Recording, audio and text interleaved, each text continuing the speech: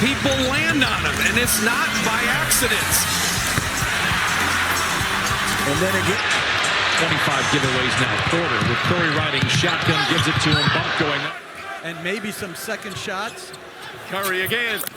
The first thing that comes to my mind is, how does this keep happening? And more importantly, why is this happening? I mean, despite being universally known as the greatest shooter in the world and one of the greatest to ever lace up a pair of sneakers, the referees don't give Steph Curry an inch of respect when it comes to getting calls, which I think is something that he already earned a long time ago. And lately, it's actually getting out of hand to the point where I'm actually beginning to think that there's some unknown force pulling some strings behind the scenes just to screw Steph time and time again for their entertainment. Now, I don't want to think that there's a big conspiracy theory going on here, but see, there are straight up facts laying out there that are just too hard to ignore.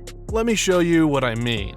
Down by 2 with 10 seconds left, Steph attacks the lane with AD on his hip. He then pulls off a sweet crossover to shake him off. But check this one closely.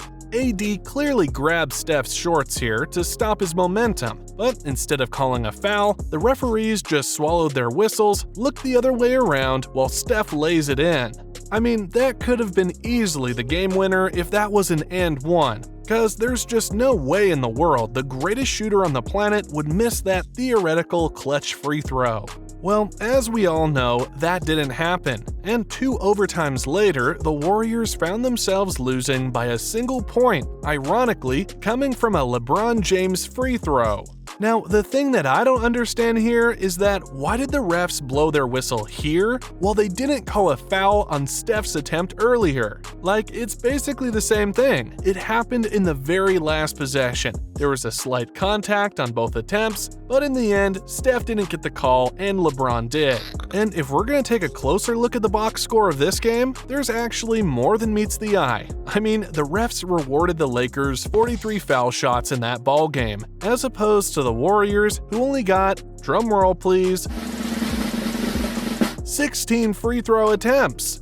I mean, that's almost 3 times the number of times the Warriors shot the ball at the foul line. And what's even crazier is that Steph Curry, who took 35 shots, in which 14 came from inside the arc in that game, and was pretty aggressive all night, only got 3 free throw attempts, with the first one coming from a technical foul. Meanwhile, Austin Reeves, who only took 14 shots in total, 7 from the inside, was rewarded with 9 free throw attempts. Like, how was that even possible? The free throw discrepancy in this particular game was so blown out of proportions that it caught the attention of many Dubs fans, and as expected, a lot of them were heated with how the NBA is treating their team. But when the reporters asked Steve Kerr about his thoughts about it, he just hilariously trolled them and said, I might comment on the free throws that they shot, but my mom is here right now, and I want to be on my best behavior, so I'm not going to comment on the 43 free throws to our 16. I'm not going to comment on Steph shooting 3 free throws in 43 minutes. So I'm not going to comment on that.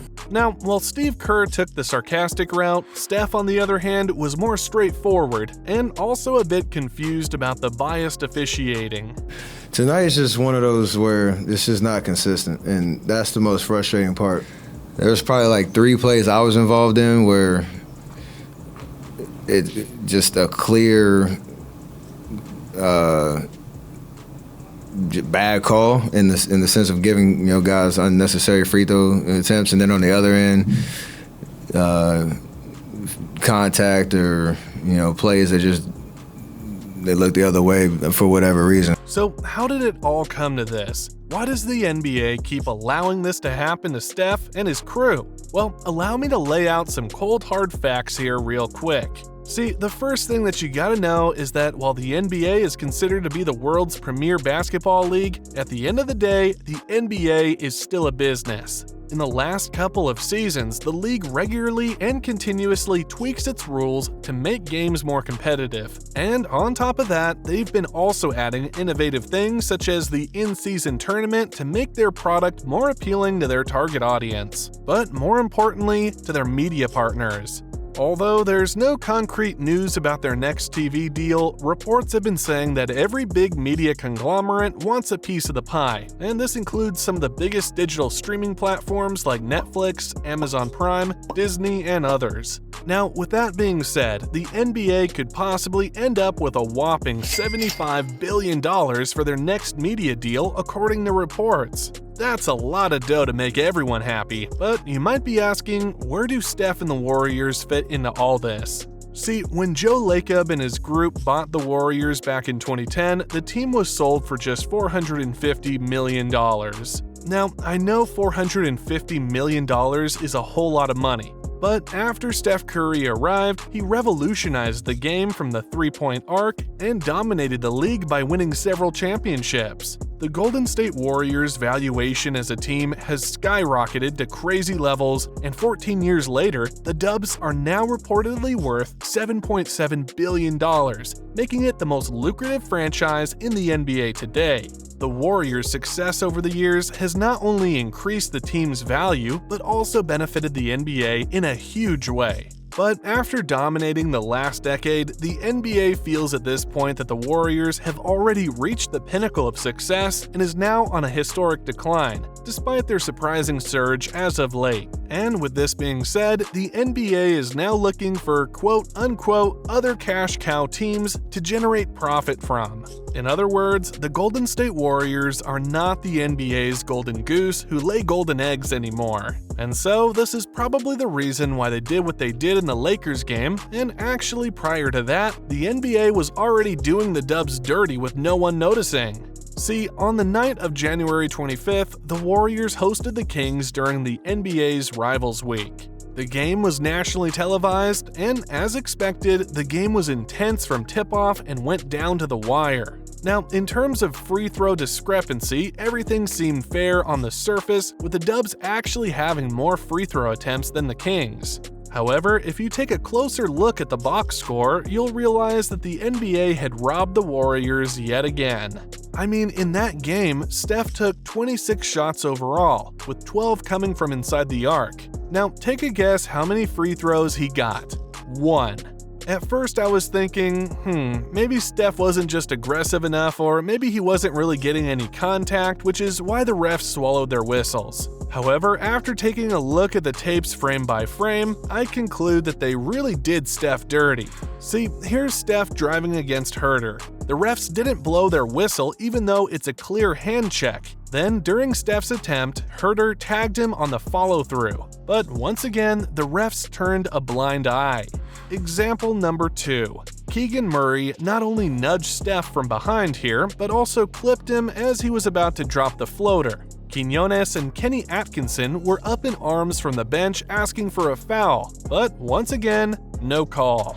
Then, in this play, Curry drives past Sabonis. Monk was on the help and clearly hacked his arm and made a lot of contact. Because of that, Steph tumbles to the ground going out of bounds. No call was made.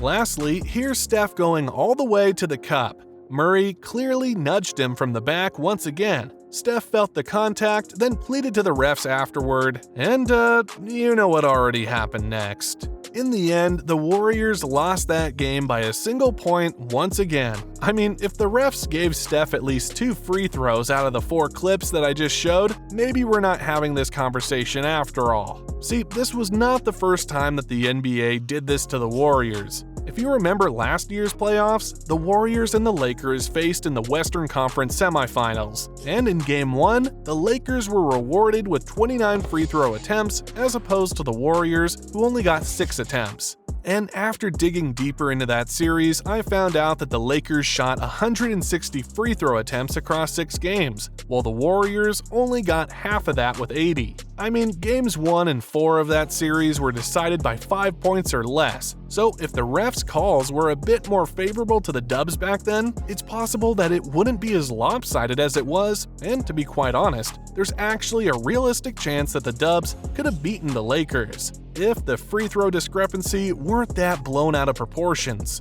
Anyway, luckily for the NBA though, their evil plan is not quite that obvious because the Dubs are shooting themselves in the foot right now as they're struggling really badly this season. But even so, they are really trying their best to put the Warriors out of their misery through bad officiating, and although they might get away with it, the Dubs just exposed their secret plan, and this doesn't look good for the NBA.